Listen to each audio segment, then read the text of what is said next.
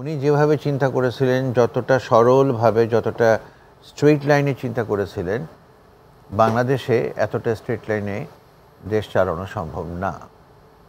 এটা উনি বুঝে গেছেন। ছাত্রদের উপরে ওনার ভীষণ বড় একটা বিশ্বাস এবং আস্থা ছিল, কিন্তু সেই আস্থাতেও প্রশ্নবিদ্ধ হয়ে গেছে ছাত্রদের বিভিন্ন কর্মকাণ্ড। তো যে যদি ইলেকশন হয় জি, তাহলে বিএনপি উইন করবে, আসবে।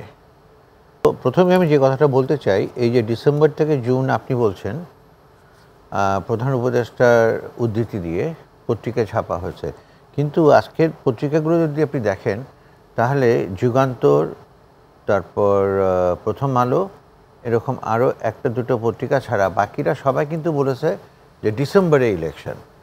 এটা সম্ভবত একটা, আমি যদি বলি একটু কারেকশন আছে, মানে একটা প্রথমে একটা সোশ্যাল মিডিয়াতে অফিসিয়াল ফেসবুক পেজ থেকে একটি স্ট্যাটাস দেওয়া হয়, পরে বোধহয় সেটি কারেকশন করে আবার প্রথমে ডিসেম্বর বোধহয় দেওয়া হয়েছিল। তারপরে স্ট্যাটাস আমি জানি না, মানে যেটাই হোক আর কি, প্রথমে ডিসেম্বরের কথা হয়েছিল, পরে আবার এটি কারেকশন করে ডিসেম্বর থেকে জুন বলা হচ্ছে। এখন যে জিনিসটা দাঁড়াচ্ছে সেটা হলো যে ধরেন 7-8 মাস এই দেশ চালানোর পরে প্রফেসর ইউনূসও বুঝে গেছেন যে আসলে উনি যেভাবে চিন্তা করেছিলেন, যতটা সরলভাবে, যতটা স্ট্রেইট লাইনে চিন্তা করেছিলেন, বাংলাদেশে এতটা স্ট্রেইট লাইনে দেশ চালানো সম্ভব না।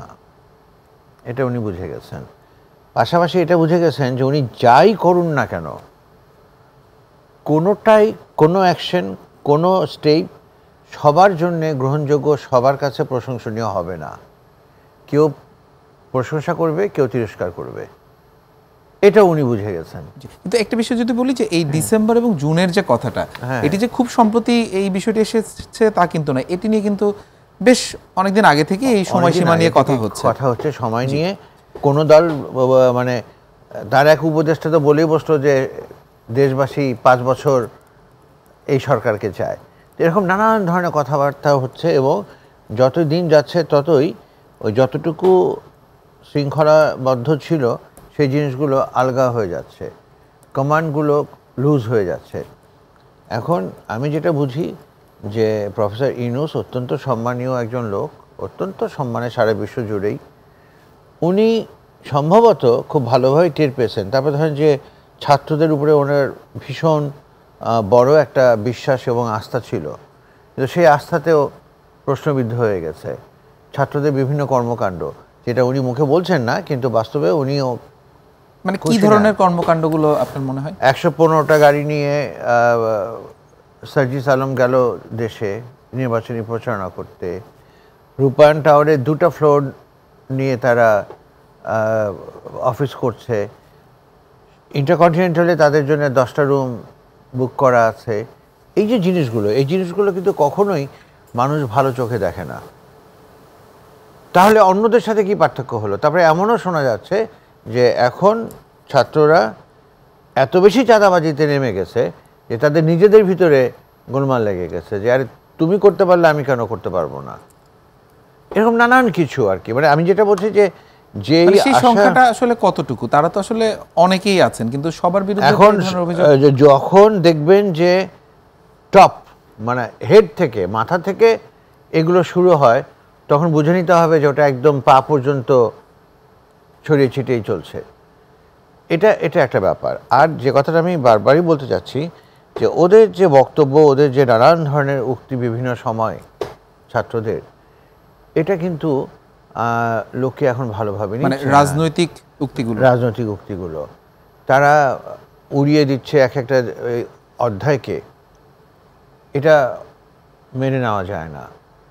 আমরা যত কিছুই বলি না কেন, মুক্তিযুদ্ধ আমাদের একটা বিরাট বড় প্রাইড। এই মুক্তিযুদ্ধকে আপনি উড়িয়ে দিয়ে 47 থেকে 24-এ চলে আসবেন, এটা হবে না। এই যে ব্যাপারগুলো, মানে সব মিলিয়ে আপনার কাছে মনে হচ্ছে? হ্যাঁ, এখন মানে সোজা কথা হলো যে তারা চাঁদাবাজি করছে, সব কিছুই করছে, but they are not in a comfortable position. এবং যেই বিশ্বাসটা, যেই আস্থাটা সারা জনগণের ছিল, মানে এটা কি চাঁদাবাজির যে কথাগুলো আসছে, এগুলো কি আপনার কাছে মনে হয় যে এগুলো অভিযোগ আছে, নাকি এগুলো বড় পরিসরে হচ্ছে? আসলে বড় পরিসরে হচ্ছে। আপনি এক একজনের চেহারা দেখলেই তো বুঝতে পারবেন। না, কিন্তু আমি বলছি যে জুন এবং আপনি যে বলছেন এই সার্বিক বিষয়গুলো নিয়ে তিনি এক প্রকার আমি যদি বলি বিরক্ত বা যেটাই হোক আপনি এই ধরনের এবং সেই কারণে উনি চান না যে তার বিরক্তির প্রকাশটা আরো বাড়াতে। না, কিন্তু জুন এবং ডিসেম্বরের যে কথাটা, এই কথাটা তো আসলে আগেও এসেছে বিভিন্ন সময় এসেছে, তারপরে মানে তখনও কি বিরক্তি থেকে এসেছিল নাকি তখন আসলে তখন নরমালি বলেছিলেন। তারপর একটা জিনিস যেটা টের পেয়েছেন, যে কথাটা আমি আপনাদের এখানে বলেছি, বিভিন্ন জায়গায় বারবার করে বলি, যে সংস্কারটা হচ্ছে একটা কন্টিনিউয়াস প্রসেস, একটা চলমান প্রক্রিয়া। এইটা আজকে আপনি করলেন শেষ হয়ে গেল তা কিন্তু না।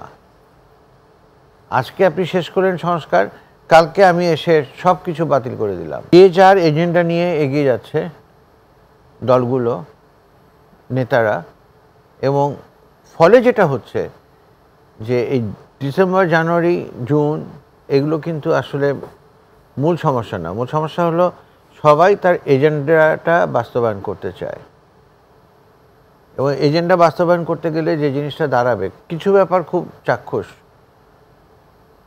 আমরা এটাকে অ্যাভয়েড করতে পারবো না, আমাদেরকে এটাকে মেনে নিতে হবে। মানে কার কি এজেন্ডা আপনি যদি একটু স্পেসিফিক ভাবে আমাদের যে সুযোগ রয়েছে যদি আমি বলি, ধরেন যে ছাত্র দল এনসিপি বা নতুন যে রাজনৈতিক দল হলো, তারা স্বপ্ন দেখছে যে তারা 300 আসনে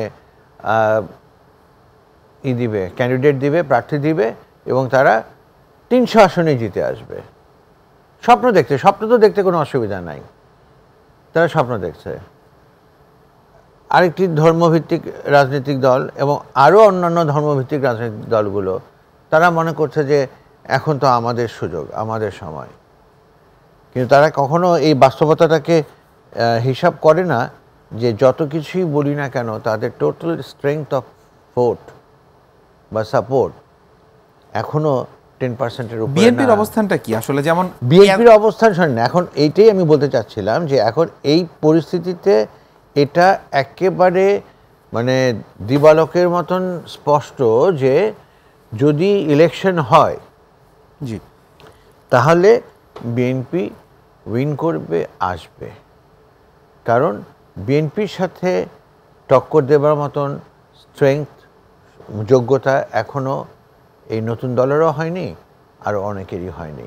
কিন্তু রাজনীতিতে তো আসলে অনেকে বলে যে শেষ বলেও কিছু নেই। শেষ বলে কিছু নাই, কিন্তু এখন আপনি তো মানে একটা 18 কোটি লোকের দেশকে আপনি কি শেষ নাই বলে 3 মাসের ভিতরে কি আপনি এটার মানে সাপোর্ট আপনি রাতারাতি বদলে ফেলতে পারবেন না।